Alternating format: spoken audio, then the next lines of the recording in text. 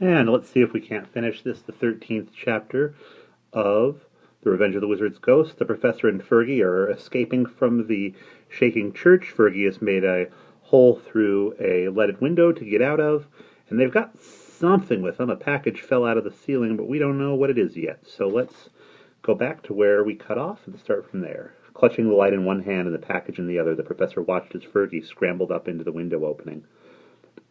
Poking his head out, Fergie took a look around. By the light of the full moon, he saw a slanted roof about 15 feet below. Fergie glanced to the right. The ridgepole of the roof was the closest perch they could find, and they could reach it by edging along the side of the tower wall below. There was a molding, a lip of stone, that they could stand on, but they would have to flatten their bodies against the wall and slither sideways like a couple of sticky-footed lizards. Fergie wondered if they could do it.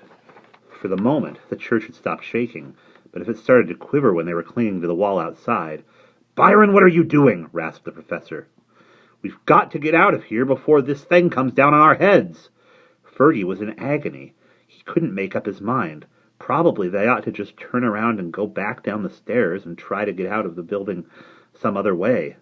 But he thought of the narrow staircase and what would happen if they were trapped inside when the church started to collapse. If they were outside, they'd have a fighting chance. Turning to the professor, Fergie explained quickly what they'd have to do if they went out through the window. The professor swallowed hard and turned pale. He was pretty limber for an elderly man. But he could play human fly. But could he play human fly on the outside of this tower? The tower gave a sickening lurch, and the rumbling started again. "All right," he said hoarsely. "You go first. I'll follow." Fergie clambered out through the window opening. Carefully he eased himself down, feet first, onto the ledge below. Moving slowly, he edged over to the left until he was where he wanted to be. Below him was the upside-down V of the roof. If everything worked out right, he would end up sitting on the high point. So he lowered himself until he was kneeling on the ledge, and then slid gently down until he was straddling the copper-sheathed roof. Fergie didn't dare look down. He knew that there was a drop-off on either side of him. He glanced up, and to his amazement he saw the professor inching along the wall above him. Fergie edged himself back along the roof, and soon the professor was kneeling above him, ready to drop down. Fergie held his breath. Would the professor slip and fall? A second later, there he was, astride the roof like a rider on a horse. "Ha!" snorted the professor triumphantly. "That was nothing at all. I must fit wall climbing into my morning exercise." All around them things started to happen. The steeple shook and swayed as if it were made of rubber. The tower vibrated, and pieces of carved stone fell off it. Then the church collapsed. It seemed to sag and dissolve like an old house that had been dynamited. The steeple leaned lazily over and smashed on the eastern end of the church, and amid a long, drawn-out roar, the ruined building settled down, down, down. Terrified, Fergie and the professor clung to the roof and closed their eyes and prayed. They expected to be crushed at any second by tons of stone, and Fergie kept hoping that he would be knocked unconscious quickly. But finally the unearthly noise stopped, and Fergie and the professor opened their eyes. The roof they were sitting on was now almost level with the ground. It was as if the church had fallen into a gigantic hole.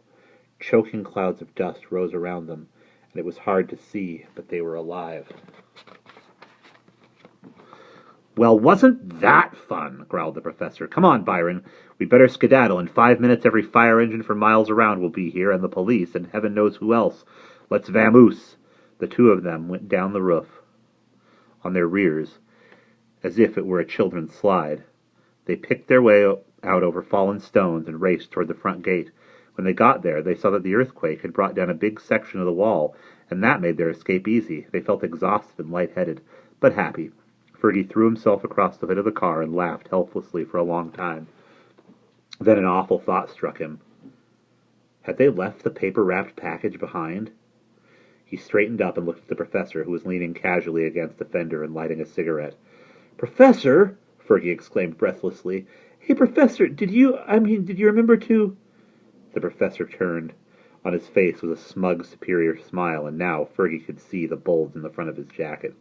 "Byron," said the professor as he blew smoke out through his nose, "what kind of an idiot do you take me for? I'm afraid your wonderful seal-beam searchlight is gone forever, and so is the tool bag and one of my sneakers, but I did remember this," he patted the bulge and grinned toothily, After another thoughtful puff, he opened his mouth to say something else, but he froze. In the distance, a wailing sound had started. "Oh, good gravy!" he exclaimed, flinging his cigarette away. "The fire trucks are on their way already. We'd better go, or they'll think we were the ones who wrecked their lovely church. Can you imagine spending the rest of your life in jail in the town of Van Twiller? What a repulsive thought. Come on, Byron, time's a-wasting."